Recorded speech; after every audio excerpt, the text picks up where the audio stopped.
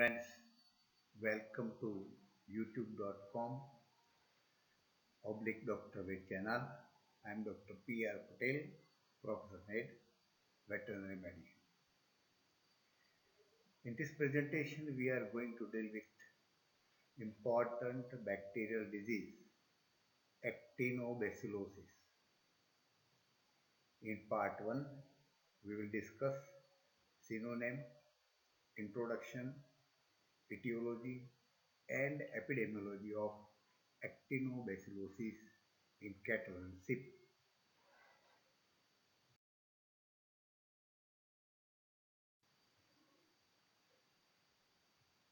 Synonym of actinobacillosis, very popular synonym is wooden tongue. Because of the infection, the tongue becomes swollen, hard due to tumorous abscess of tongue in cattle. And tongue becomes so hard that it is just like a wood piece. So it is named as wooden tongue. Very popular name. It is also called as timber tongue. The same philosophy, timber means a wood. Where the tongue is swollen, hard like a wood timber. Another synonym is big head disease. This infection causes pyogranulomatous lesions, pus and granulomatous growth in nodular lesions in the soft tissue of the head and neck in cattle and sheep. And due to this, there is a enlargement of the head, edematous head. So it is called as big head disease. It is actually not very big, but it is edematous and enlarged.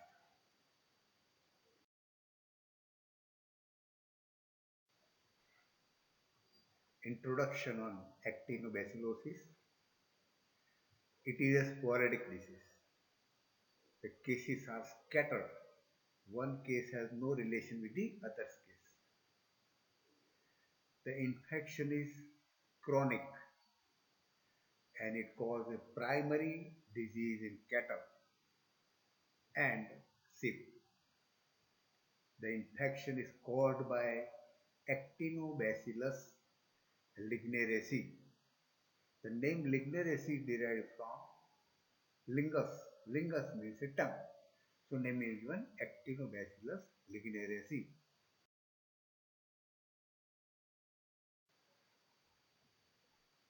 Continuation of the introduction of actinobacillosis. It is characterized by most commonly and mostly inflammation of the tongue in cattle.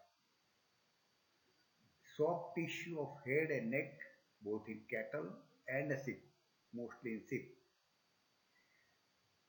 Oropharyngeal lymph node enlargement and infection. Infection of the esophageal groove. Infection of the nasal cavity. And even this Actinobacillus ligneraceae cause infection of many soft tissues and lymph nodes. Detail we will see in clinical findings.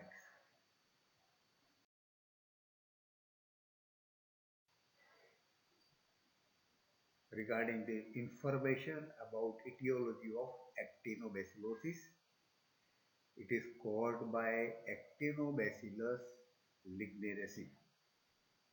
The morphology of the bacteria is bacteria are small, rod-shaped, cocobacillary. They are non-motile, gram-negative, aerobic. They grow either a single or in a short chain. The Actinobacillus ligneraceae is susceptible to ordinary environmental conditions and disinfectants. A ligneraceae live for about a year in a lyophilized culture, and for their culture, blood and serum is required for the growth of Actonobacillus ligneraceae.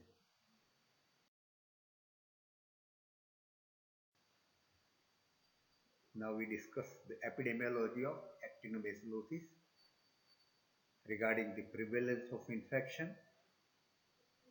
The disease actinobacillosis occurring all over the world, worldwide in distribution, and prevalent in many parts of the India. The occurrence of actinobacillosis is sporadic in nature.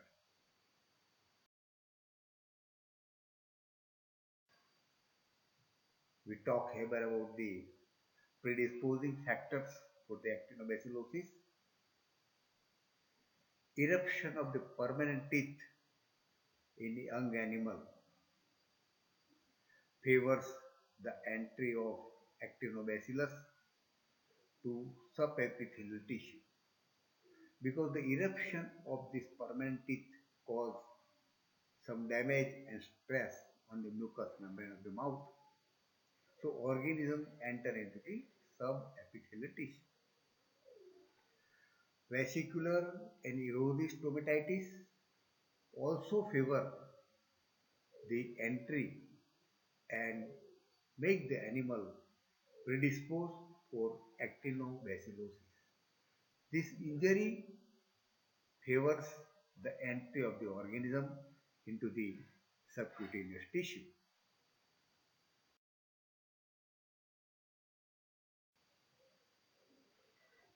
We discuss here the sources of infection.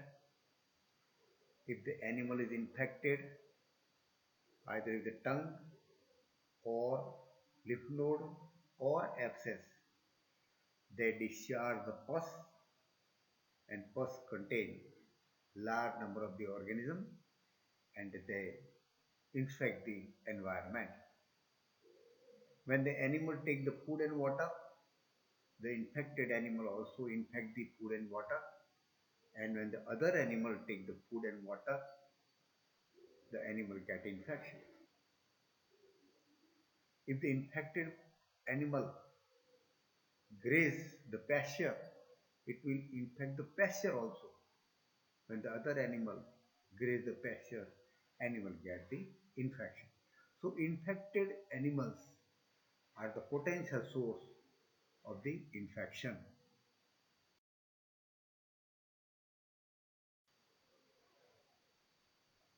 We discuss the transmission aspect of actinobacillosis. The discharge from the infected animal contaminate feed and pasture that we have seen. The infected discharge directly or through feed and pasture transmit the disease to the other animal. It is observed that organisms are a part of normal mucosal flora of upper GI tract and respiratory tract. So it is normal inhabitant of the upper digestive tract and upper respiratory tract. The entry of this organism also occurs in adjacent soft tissue through penetrating wound. Penetrating wound gives the wave to the organism and organism enter into the subcutaneous or soft tissue and establish the infection.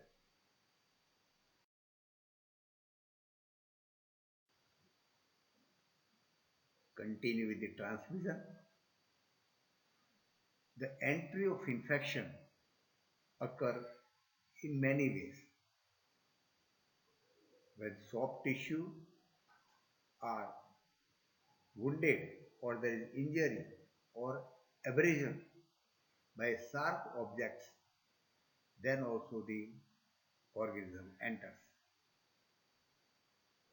If there is abrasion to the oral mucosa by hard coarse feed or grasshoppers, or straws, there is the entry of actinobacillus.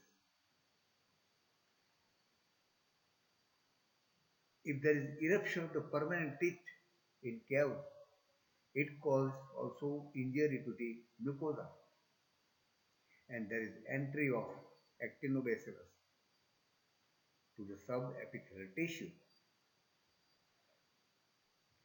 Lesion caused by vesicular stomatitis and erosive stomatitis or other stomatitis also help in entry of the organ. External parasites on skin, when they bite,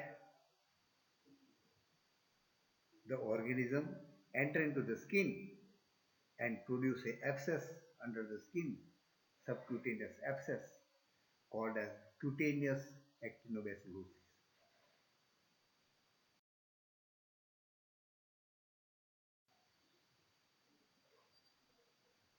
We discuss here the infection in various hosts.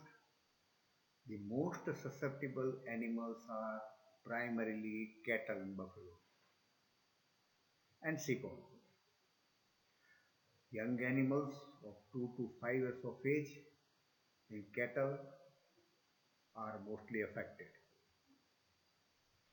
But the natural infection of course it occurs very rarely, observed in horses, pigs and humans. The Strauss reaction is observed in guinea pig. When intraperitoneal injection of infected material is given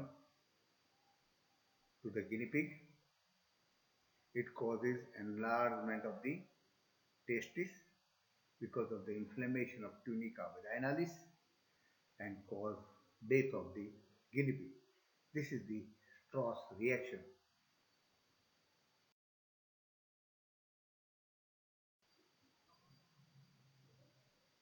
Friends, actinobacillus is commonly occurring in cattle and sheep.